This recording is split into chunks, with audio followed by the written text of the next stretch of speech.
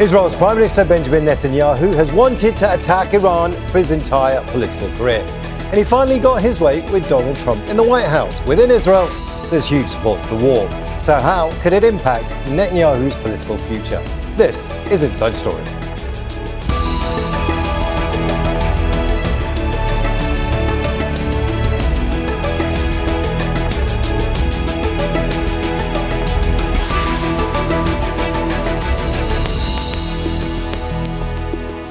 Hello and welcome to the programme. I'm Imran Khan. Throughout his 4 decades in politics, Prime Minister Benjamin Netanyahu has declared Iran to be Israel's greatest enemy, a view mirrored in Tehran since the 1979 revolution.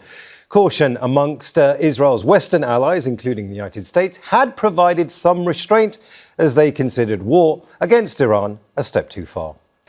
Not anymore. Israel is now bombing Iran along with US forces in President Donald Trump's second term. Israel's under attack too. Iranian missiles sending millions of people fleeing to bomb shelters. Yet despite the dangers, opinion polls suggest huge support for the war and little domestic political opposition. So what does attacking Iran mean for Israeli politics? And will it help keep Netanyahu in power for even longer? We'll speak to our guest shortly. But first, this report from Alexandra Byers. Israel has launched its war on Iran during an election year, with a vote due to take place by late October. And Prime Minister Benjamin Netanyahu, facing an ongoing corruption trial and wanted by The Hague on charges of crimes against humanity in Gaza, is hoping to stay in power. In his first speech since the Iran war began, his message was clear. Israel is winning and the country is stronger than ever. Even now, it can be said with certainty, this is no longer the same Iran. This is no longer the same Middle East. And this is not the same Israel. We are not waiting, we are initiating, we are attacking. And we are doing so with a force the like of which has not been seen before. On the ground, waves of missiles from Iran and Hezbollah send millions of people across Israel rushing into shelters several times a day. More than a dozen people have been killed and thousands injured. But public support for the war is huge. For years, the government has told Israelis Iran is their most dangerous enemy. It's a great situation.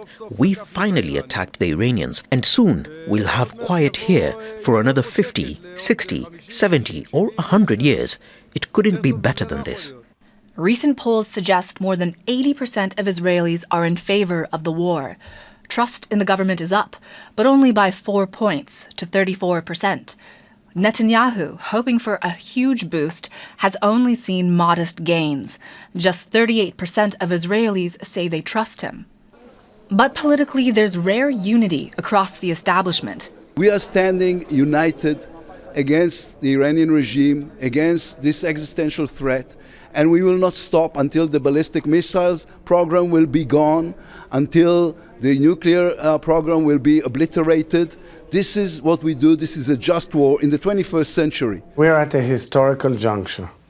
There comes a moment that after well over a generation of endless wars, bloodshed and terror, the root cause of it, which comes from Tehran, will be blocked and stopped, and the whole direction of the region will change. There are limited expressions of doubt. What is the ultimate outcome out of the campaign against Iran? What is the ultimate outcome out of the campaign against Hezbollah in Lebanon?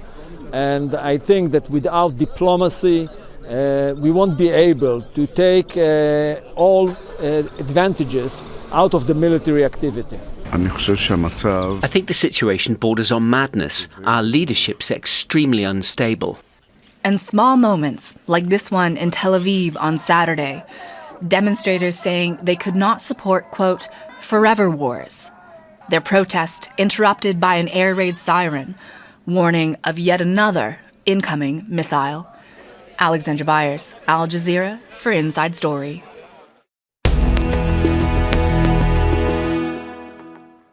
Let's bring in our guest. Alon Pinkas is a former ambassador and consul general of Israel in New York. He joins us from Tel Aviv. In West Jerusalem is Mitchell Barak, founder of Keevoon Research, Strategy and Communications, and a former aide to Israeli Prime Minister Benjamin Netanyahu. And Dahlia Scheindlin is a political consultant and pollster based in Tel Aviv. A warm welcome to you all. I want to start with Mitchell first. Mitchell, it's often been said that it's a fool's errand to bet against Benjamin Netanyahu, that he is a survivor. But how's his war going so far? He hasn't got the bump in the polls that he thought he might have, right? Well, I remember after he lost becoming prime minister and Bennett became prime minister, I got an urgent phone call from one of the leading newspapers in the world working on Mr. Netanyahu's obituary. They wanted to have it on file in case something happened to him. I said, it's way too early to write his real obituary or his political obituary. And that was a few years ago. So that is correct.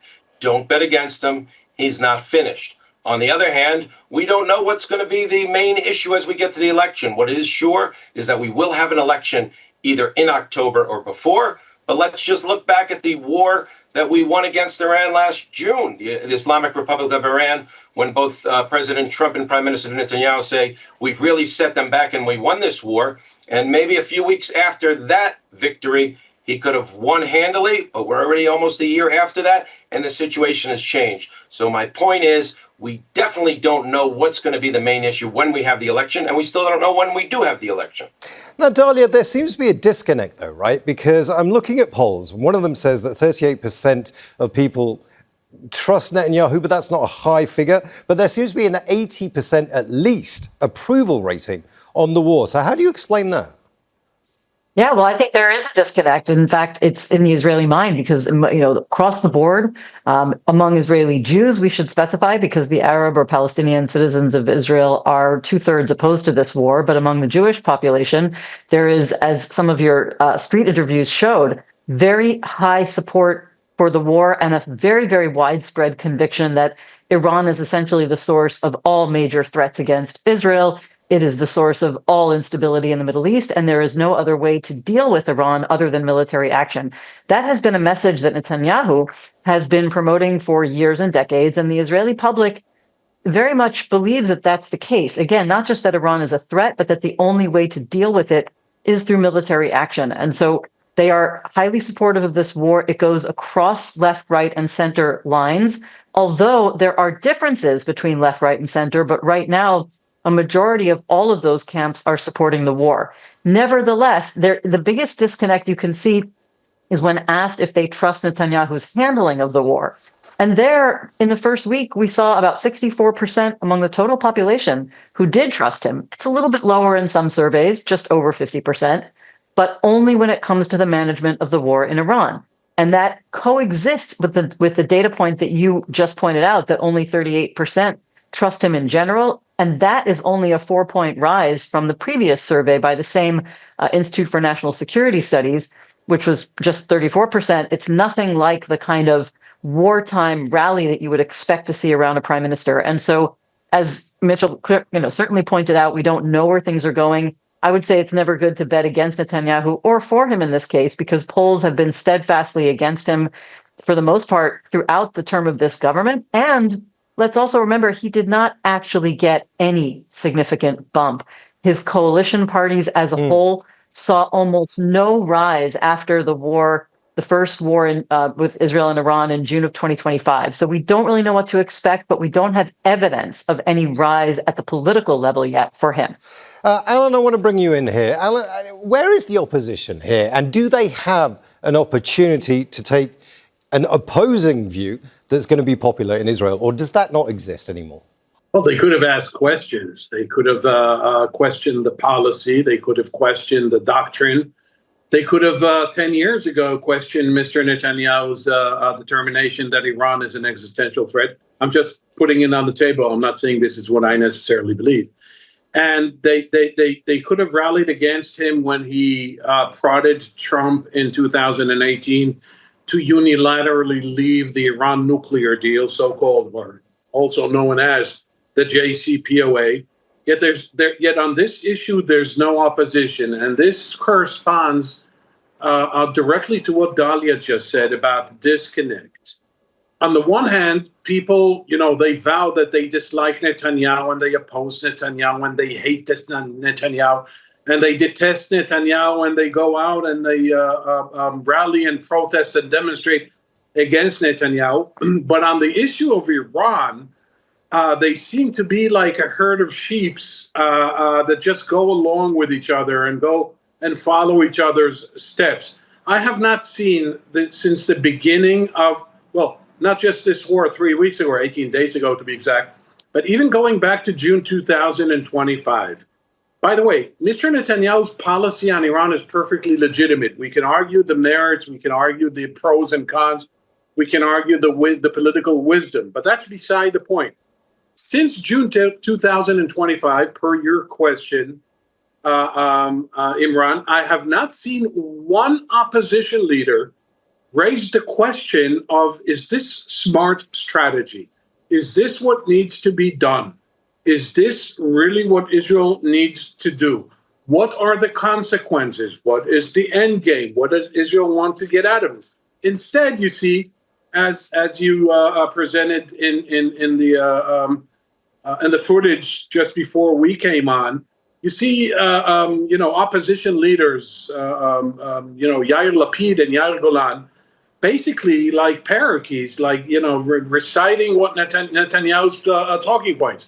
So either they think he's right, which is legitimate, or they're just clueless and spineless. I don't know. But the fact of the matter is, on this issue, forget public opinion. I'm talking about the justification for the war in Iran. On this issue, there seems to be a wide consensus that, in my mind, is intriguing and surprising. Mitchell, I want to bring you in here. Look, it's good for Netanyahu that he has this kind of almost universal support from all political parties for his war against Iran. But it's not good for democracy, for those voices not to be heard. Now, the question is to you, very simple, is it legitimately that they support him, or are they just too afraid of the political deal-making that has to go on to form a government to really speak out? Well, I think in general, there's a feeling in Israel, when we're at war, you've got to stick with the program and give backing to the government and the country. You know who's fighting this war is most of our kids, meaning anyone who's middle-aged, who has, teenagers and early 20s and 30s-year-olds, our kids are fighting these wars. So you don't want to be criticizing when we're at battle. That's definitely number one.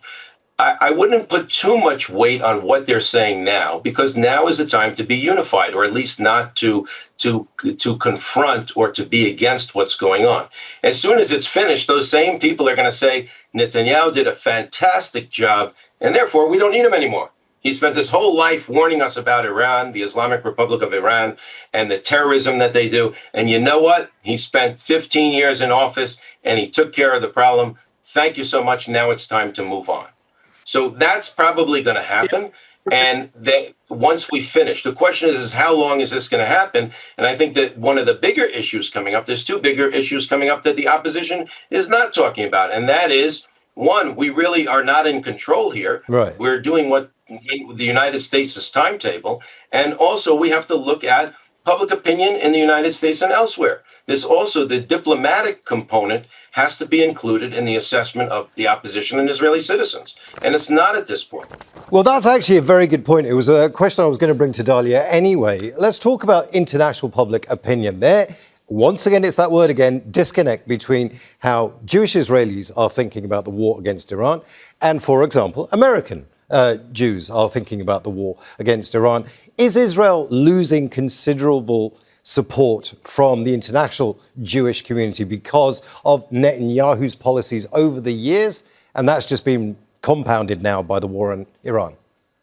Yes, to a large extent, that's true. But I just want to go back very quickly before I answer that and express one more voice in Israel from the opposition that we have not mentioned yet, and that is the opposition parties led by Ayman Odeh, who has been openly opposed to the war. And I think we should put that out there, because it's not entirely accurate to say that no opposition voice has expressed any criticism or questions about this war. It's just that so often in Israeli political discourse, we only think of the Jewish or Zionist opposition parties. So that's certainly something we should remember. In terms of public opinion and the dissonant, yes, absolutely. What's interesting is that American Jews have had a net negative attitude towards Netanyahu for some years now, even before the general American public turned against Netanyahu, and that's because they were following much more closely. When Netanyahu, it really started during the first Trump administration, when Netanyahu, well, actually, I should say even it really started in the late Obama years, when after Netanyahu came to Congress, went around the back of the American president, that began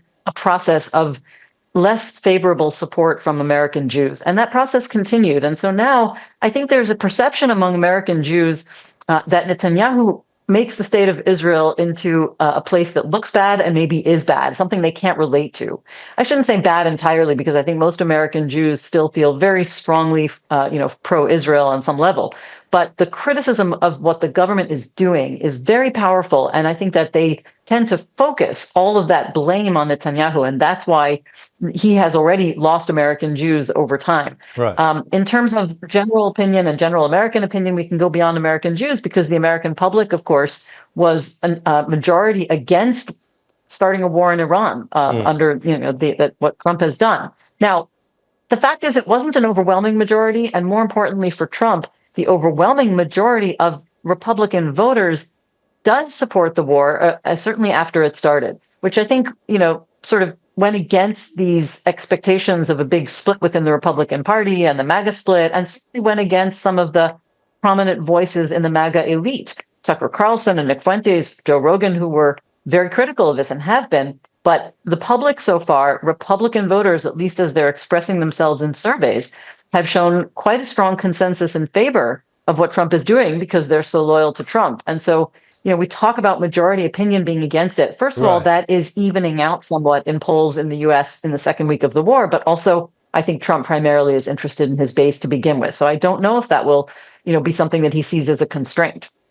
Alon, I want to bring you here. You were shaking your head there at the mention of Ayman Odeh.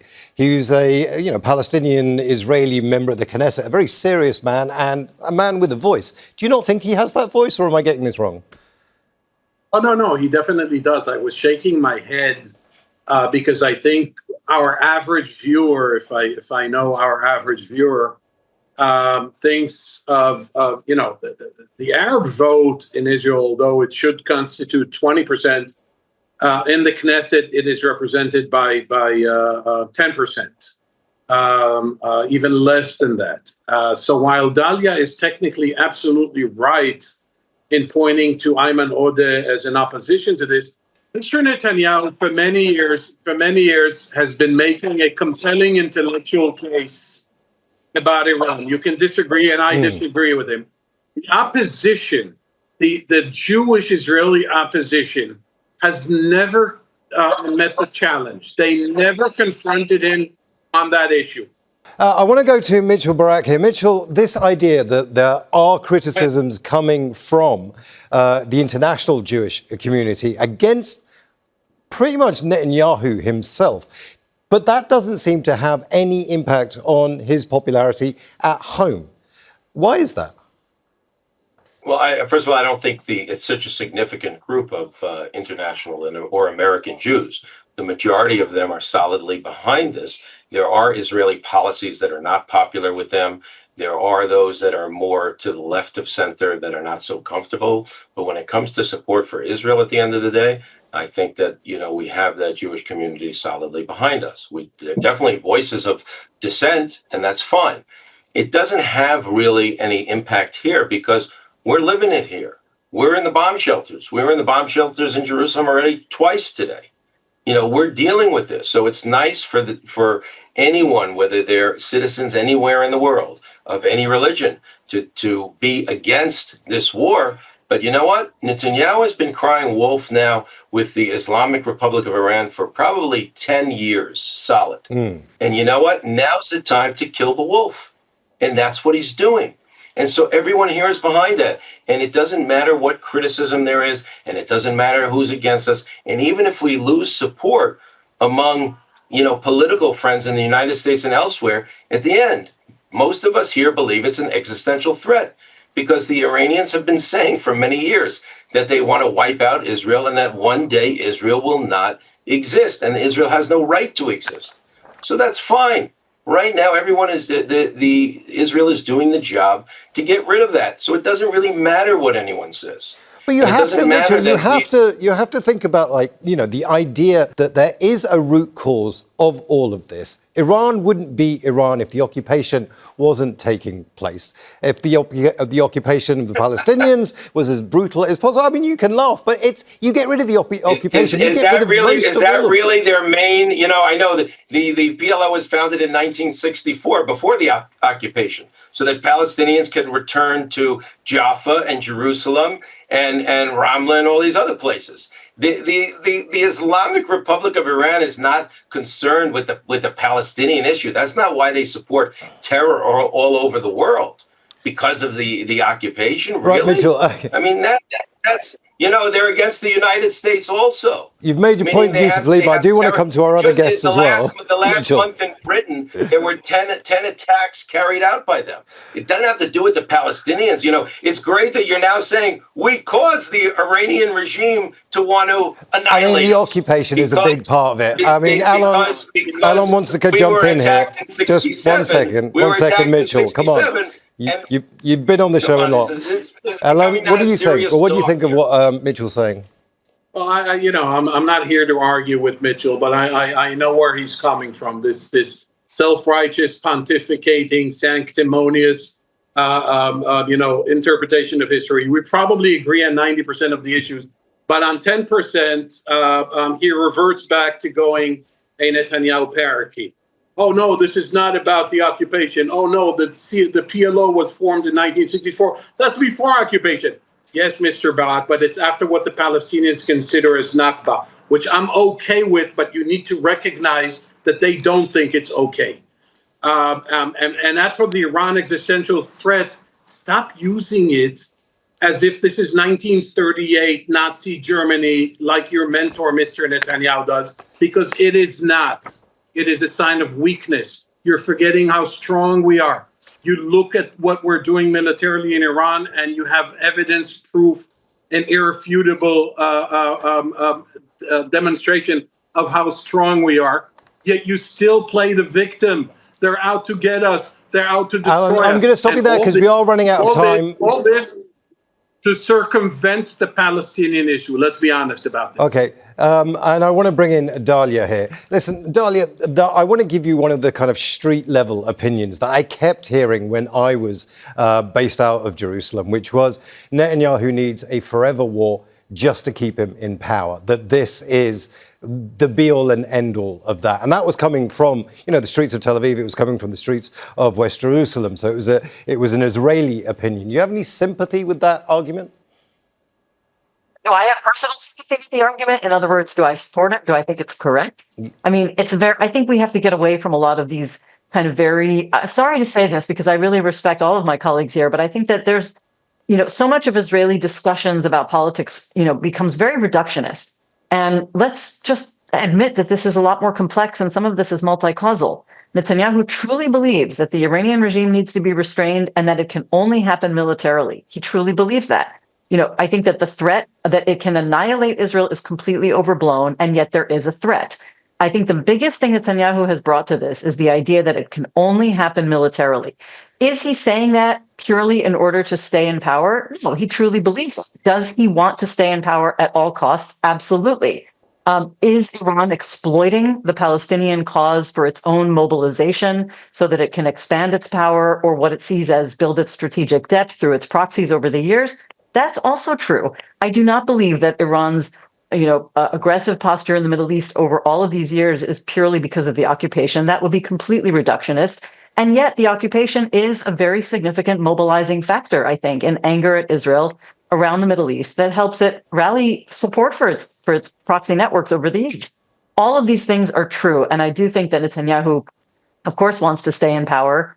And this is also a primary ideology that he has. But I think that the main thing is that Israelis have been very broadly convinced over all of these years that there is no other option, that Iran will always try to destroy Israel and that there is no such thing as diplomacy, which is factually incorrect because there was diplomacy. There was a nuclear agreement called the JCPOA, and it was working. Okay, was it perfect? There are no perfect solutions, but it was working. Iran was in compliance. There were international inspectors, and uranium enrichment remained at 3%.